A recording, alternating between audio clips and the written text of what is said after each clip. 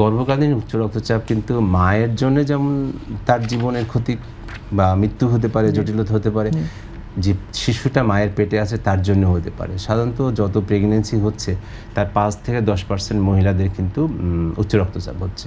এটা কতগুলো ক্যাটাগরিতে আছে। যেমন ধরেন যে একজন যে মা হবে তার বিয়ে আগে থেকেই রক্তচাপ থাকতে পারে, আচ্ছা, অথবা যে বিয়ের আগে ছিল না, বিয়ের পরেও হলো না, কিন্তু গর্ভধারণের 20 সপ্তাহের আগে তার রক্তচাপ ধরা হলো, পাওয়া গেল, তখন বলা হয় তার আগে থেকেই আছে, 20 সপ্তাহের আগে প্রেগনেন্ট অবস্থায়। আর আপনি যেটা বলছেন যে সেটা হচ্ছে গর্ভকালীন উচ্চ রক্তচাপ, সেটা হলো যে 20 সপ্তাহের পরে, গর্ভধারণের 20 সপ্তাহ পর থেকে যদি কারোর ডায়াগনোসিস হয় তখন বলা হয় যেটা গর্ভকালীন উচ্চ রক্তচাপ। সেটার মাপটাও কিন্তু 140/90 এর বেশি হতে হয়, এবং কমপক্ষে 2টা মাপ, যে প্রথমবার মাপা হলো এবং পরেরটা 4 ঘন্টা পরে মাপা হলো, এই মাপ যদি দুটো মিলে 140/90 বেশি হয় তখনই আমরা গর্ভকালীন উচ্চ রক্তচাপ বলি। এই গর্ভকালীন উচ্চ রক্তচাপের সাথে যদি কারো প্রস্রাবের সাথে প্রোটিন যায়, কারোর যদি বিভিন্ন ধরনের অঙ্গের সমস্যা হয়, এবং সেটাকে বলি আমরা প্রি-এক্লাম্পসিয়া, যেটা জটিলের দিকে যাচ্ছে, আবার যদি এর সাথে খিঁচুনি হয় তখন আমরা তাকে বলি এক্লাম্পসিয়া।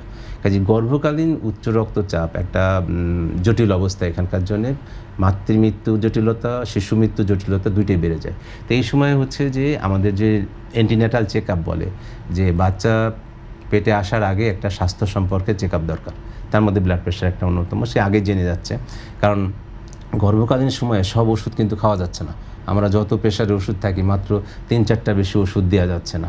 কাজেই তার নিয়মিত ডাক্তারের কাছে ভিজিটে যেতে হবে, তার ডাক্তারের সঙ্গে তার যে জীবনযাত্রা, যেটা বললাম যে তার ঘুম দরকার, তার খাবারের লবণের ব্যাপার দরকার, খাবারের গুণগত মান দরকার, তার একটু হাঁটা চলা দরকার।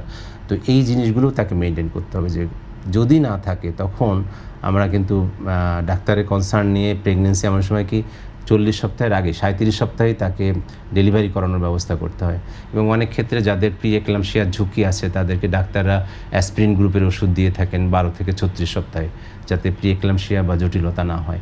কাজেই যারা গর্ভধারণ করে ফেলেছেন এর মধ্যে বা ভবিষ্যতে করবেন, তারা অবশ্যই একটা হেলথ চেক আপের মধ্যে দিয়ে যাবেন বাচ্চা এবং গর্ভবতী মায়ের স্বাস্থ্যের জন্য। গর্ভকালীন অবস্থায় যদি কোনো মা আসলে উচ্চ রক্তচাপে আক্রান্ত হয়, সেক্ষেত্রে তার শিশুটির উপর কীভাবে প্রভাব পড়তে পারে, আসলে এক্ষেত্রে কোন অবস্থায় মৃত্যু ঝুঁকি তৈরি হতে পারে? হ্যাঁ, একটা হচ্ছে যে রক্তচাপ যদি কন্ট্রোল না থাকে তাহলে বাচ্চা যে রক্ত, তার যে পুষ্টি পায় সেটা রক্তনালীর মাধ্যমে পায়, বাচ্চার গ্রোথ হয় না। আচ্ছা, তারপরে বাচ্চা সময়ের আগে ডেলিভারি হয়ে যেতে পারে, বাচ্চা মারাও যেতে পারে। কাজেই তার গ্রোথ কমার থেকে শুরু করে যত কিছু বলেন, যে মা গর্ভ অবস্থায় বাচ্চাটা মারা যেতে পারে। কাজেই ব্লাড প্রেশারটাকে কন্ট্রোলে আনতে হবে এবং প্রেগনেন্সিটা আর্লি টার্মিনেট করা লাগতে পারে।